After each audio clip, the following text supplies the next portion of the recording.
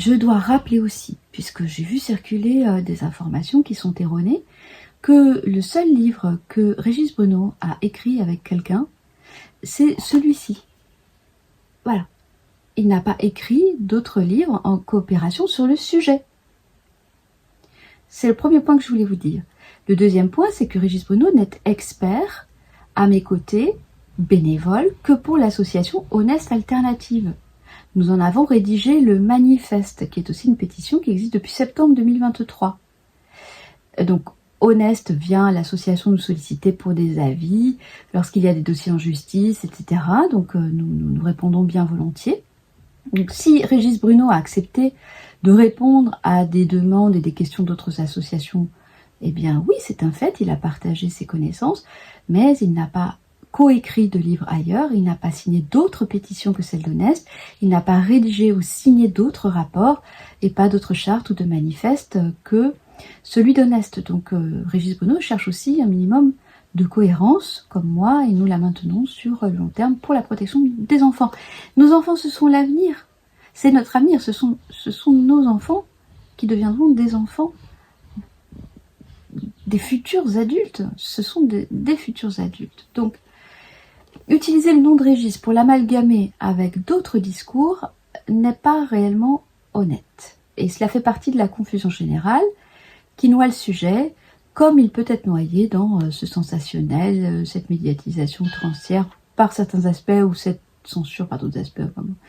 Ces récupérations politiques, ces amalgames, ces polémiques. Donc nous avons un discours argumenté, posé. Nous en avons un petit peu marre des faussaires, qui viennent expliquer le psychisme infantile sans avoir ni clinique ni théorie, ou qui nous attaquent en permanence tout en faisant mine de s'opposer.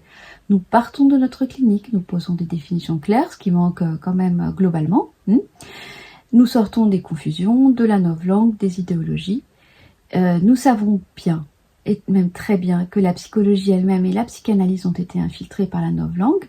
C'est un problème que nous devons traiter, que nous avons commencé à traiter. Je suis avec mon cher cousin corse, Christian Dubuis-Santini, donc je me suis attelée à revenir sur Freud. Donc là aussi, je subis des accusations totalement délirantes de gens qui ne vont pas lire et qui ne prennent pas le temps des arguments concrets. Nous sommes revenus à Freud en allemand. Christian Dubuis-Santini a créé toute une magnifique recension.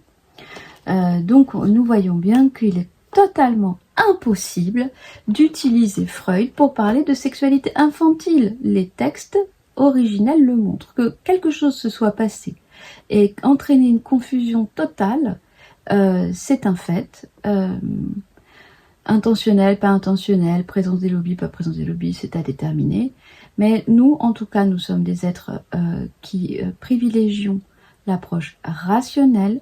Nous n'entrons pas dans les attaques à la personne. Je ne répondrai pas à ce qui peut être des attaques donc ciblées sur la personne, et souvent à partir d'une interprétation paranoïaque de signes. Donc on prend 2 signes et on les met ensemble. Voilà. Donc et on en fait une déduction totalement délirante. Voir à ce sujet le chapitre que j'y consacre dans Psychopathologie de la paranoïa. Interprétation exogène ou interprétation endogène. Vous prenez 2 signes, une couleur, un individu, un attribut, un individu, et puis vous commencez à délirer là-dessus. Je demande à être jugée sur ce que j'écris. Donc je renvoie aux premières pages de l'imposture des droits sexuels, je renvoie à la cohérence de l'ensemble de mes écrits, et donc je suis désolée, de la même manière que Judith Reisman m'avait posé des questions au sujet de Freud, mais moi-même je n'avais pas fait le travail de revenir sur Freud en allemand, ce qui est fait désormais, et elle se posait la question de la raison pour laquelle Kinsey n'avait jamais pu utiliser Freud et disait qu'il était trop moraliste. Eh bien la raison elle est dans Freud lui-même. Voilà, donc voilà, les délirants, écoutez, commencez à travailler un petit peu, excusez-moi, mais à les lire et commencer à sortir des interprétations d'augures, de signes, où je suis désolée de le dire, mais nous sommes dans la pensée la plus archaïque, c'est-à-dire l'absence de pensée. tout court. Voilà. Dernier point, donc à propos de ce livre, Le sexe n'est pas un jeu d'enfant, je vous raconte une anecdote. Donc une dame qui a écrit à une médiathèque en France pour conseiller l'acquisition de ce livre. Alors, l'équipe réponse. Vous nous avez suggéré l'acquisition du document suivant, Le sexe n'est pas un jeu d'enfant, de Ariane Biran et Régis Bruno. L'équipe de la médiathèque a examiné votre demande et a décidé de ne pas retenir votre suggestion pour la raison suivante. Il y a peu de retours critiques sur ce document et où ils sont mitigés. Alors la dame en question a demandé quels étaient les retours critiques ou mitigés. Réponse, voici un exemple de retour mitigé sur Ariane Biran. Et là, la dame exhibe l'article de la RTBF sur complotistes, extrême droite, adeptes de théorie pédocriminelle. Voici le réseau de désinformateurs sur les Varas en Belgique. Donc, j'ai déjà répondu, en fait, dans un article qui est sur mon site, le degré 0 du réseau. D'autre part, je n'étais pas liée à ces actions en Belgique auxquelles on essaye de me lier. La plupart des gens du soi-disant réseau auquel complotistes extrême droite, je ne les connais pas ou je ne suis pas en lien avec eux. Donc si j'ai un réseau, c'est un réseau de professionnels. Ces professionnels sont à mes côtés depuis des années. Ce sont réellement des professionnels spécialisés dans la protection de l'enfance qui ont réellement fait l'effort d'aller lire mon travail, d'aller aux sources et de regarder les problèmes qui s'en suivent. Je pense en particulier à ma chère Marie-Catherine Thévenet qui est présente depuis 2017 à mes côtés, à Amandine Lafargue, à Karine Bayeux, à Karina Terki et d'autres professionnels qui ne souhaitent pas forcément donner leur nom en public mais qui sont tout à fait présents et qui ont signé le manifeste d'Honest. Voilà. Donc,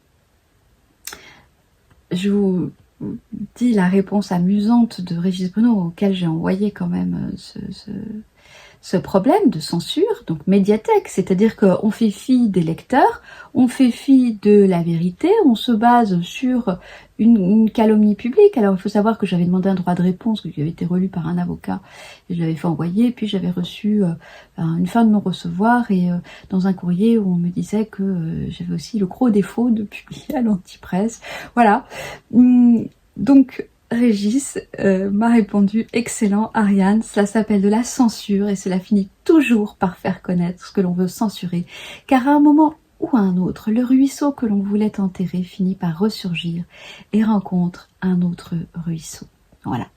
Donc, aidez-nous. Vous savez que ce livre, évidemment, va souffrir de censure, qu'elle émane évidemment du pouvoir qui a l'intention de mettre en place toutes ces ignominies à l'égard des enfants, mais qu'elle émane aussi de ceux qui ont déjà le bras englouti dans les subventions, mais également qu'elle émane de la soi-disant fausse opposition dont effectivement le rôle n'est certainement pas de faire abolir cette fumeuse éducation dite sexuelle qui, quand on la prend dans son ensemble, encore une fois, pas un module de prévention en particulier, mais dans son ensemble, est un tableau apocalyptique pour détruire le développement psychique des enfants. Donc, il va falloir nous aider. Comment pouvez-vous nous aider concrètement pour aider ce livre? Alors, dernier point, avant que je n'en parle, nous recevons au courant des attaques, que nous enrichissons, que nous ferions mieux de mettre le livre en accès, par exemple sur mon site. Alors si nous publions le livre chez Très Daniel, qui nous a fait la confiance et l'honneur de le publier, c'est précisément pour qu'il y ait une portée plus vaste que de mettre un PDF sur un site internet. Et d'autre part, donc il puisse toucher des publics qui n'auraient pas eu connaissance en réalité de l'intégralité de notre travail. Mais il faut aussi quand même rappeler que les auteurs ne vivent pas de leurs livres. Et que si je devais ramener au taux horaire ce que nous gagnons en droit d'auteur, je pense que beaucoup diraient effectivement c'est un réel chemin de croix. surtout sur ce sujet, nous n'avons pas envie de baigner dans ce sujet. Il faut bien que nous le faisons pour la protection psychique des enfants. Nous le faisons par amour des enfants, par amour de l'humanité, voilà. Donc, et par conscience professionnelle. Donc, nous accuser de caractère lucratif sur cette question, sachant que, par ailleurs, pour ma part, il y a des dizaines de vidéos en accès sur YouTube, des articles, etc. que j'ai pu faire. Donc, si on veut trouver l'information, on la trouve. Je trouve que c'est tout à fait malhonnête et malséant. Donc, comment nous aider? Partager l'information sans modération partout où c'est possible de la parution de ce livre. Se procurer bien sûr le livre en tant qu'objet matériel. Prendre connaissance de son contenu. Ne vous en épargnez pas la lecture. Une fois que vous aurez vous-même acquis la conviction, les arguments, eh bien vous saurez mieux en parler autour de vous. Nous avons fait en sorte qu'il soit accessible au plus grand nombre. Vous pouvez bien sûr l'offrir. Offrez-le à des amis, à des personnes à responsabilité, vous pouvez l'envoyer à tel endroit, etc. Le commenter sur des plateformes de librairie en ligne. C'est aussi le fait de donner votre avis est aussi très très important pour donner envie à d'autres lecteurs. Voilà, donc vous savez que nous sommes des professionnels, que pour ma part, mais aussi pour Régis, nous sommes parfaitement indépendants des partis politiques, des subventions du pouvoir, des portes des médias en France qui de toute façon globalement m'ont toujours été fermées, ce qui n'est pas le cas à l'étranger, donc c'est tout à fait symptomatique